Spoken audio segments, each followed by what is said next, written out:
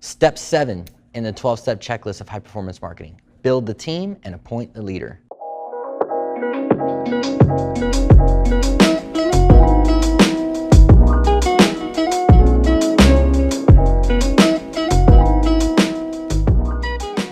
Just like in life, anywhere else, your marketing is only as good as the people executing that marketing. And finding the right people and finding a talented team is extremely challenging.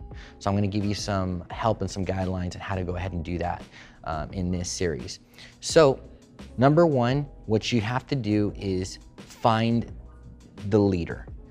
The leader is important. Typically, IT companies will say, hey, I hired a graphic designer, or I hired this marketing coordinator, and they want to be this jack of all trades, and they may not have a lot of experience, or they're learning the technology as they go. That's a big flaw and fundamental mistake. If you're gonna make the investment to bring somebody in-house and have them on your payroll, save your money and wait until you can find a high-level guy that understands technology, understands marketing, and hire that person.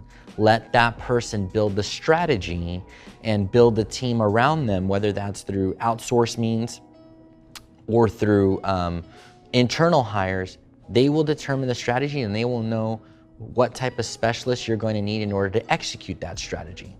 If you're going to go fully outsourced, then it's fine to have an outsourced company like a marketing agency, or another software company is going to do things. Whoever you're using, or whatever consultant you're using to do your marketing, pick someone in that organization and what their role is to be the leader and be accountable for every single result that happens, because they need to be able to explain to you what they're doing to accomplish the vision, what went wrong, and what they're doing to fix it.